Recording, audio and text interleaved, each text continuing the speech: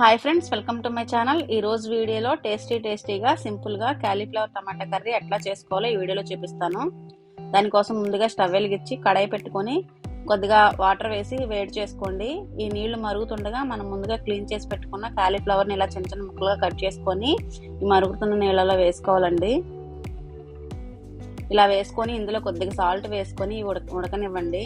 ఇలా ఉడికించుకోవడం వల్ల కాలీఫ్లవర్లోని పసర వాసన అలాంటిది పోతుంది కాబట్టి ఇలా ఉడికించుకోవాలి. 2-3 నిమిషాలు ఇట్లా ఉడికించుకోండి, చాలు సరిపోతుంది.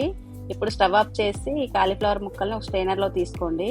ఇప్పుడు స్టవ్ వెలిగించి కడాయి పెట్టుకొని కొద్దిగా ఆయిల్ వేసుకోవాలండి. ఆయిల్ హీట్ ఎక్కిన తర్వాత కొద్దిగా ఆవాలు, 3 మీడియం సైజు ఉల్లిపాయలని సన్నని ముక్కలుగా కట్ చేసి వేసుకోవాలి. ఇందులోనే 2 పచ్చిమిరపకాయల ముక్కల్ని, ఒక రెమ్మ కరివేపాకుని వేసుకొని ఉల్లిపాయలు మగ్గడానికి సరిపడా కొద్దిగా సాల్ట్ వేసుకొని ఒకసారి బాగా కలుపుకొని ఉల్లిపాయని వేయించుకోండి. 2-3 నిమిషాలు ఉల్లిపాయ గోల్డెన్ బ్రౌన్ కలర్ వచ్చేంత వరకు వేయించుకోవాలండి.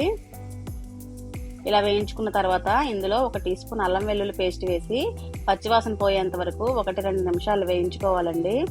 ఇలా వేగిన తర్వాత మనం ముందుగా ఉడికించి పెట్టుకున్న కాలీఫ్లవర్ ముక్కలన్నింటినీ ఇందులో వేసుకోవాలి. ఇప్పుడు ఒకసారి బాగా కలుపుకుంటూ 1 నిమిషం పాటు ఈ ఆయిల్లో ఈ కాలీఫ్లవర్ ముక్కలు మగ్గించుకోవాలండి. ఇలా మగ్గిన తర్వాత ఇందులో కొద్దిగా పసుపు, 2 టీ స్పూన్ల కారం, రుచికి సరిపడా సాల్ట్ వేసి ఈ మసాలాలన్నీ ఒకసారి కలిసేలా కలుపుకోండి.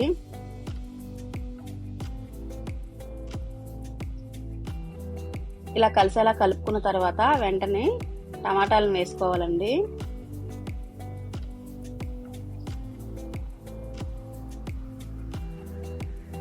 నేను 4 టమాటాలని మిక్సీ చేసుకొని టమాటా ప్యూరీ వేసుకుంటున్నానండి. మీకు టైం ఉంటే టమాటాని చిన్న చిన్న ముక్కలుగా కట్ చేసి కూడా వేసుకోవచ్చు. ఇలా ప్యూరీ చేసి వేసుకోవడం వల్ల కర్రీ త్వరగా అయిపోతుందండి. ఇప్పుడు 2-3 నిమిషాలు టమాటాలోని పచ్చివాసన పోయేంత వరకు మగ్గించుకోండి.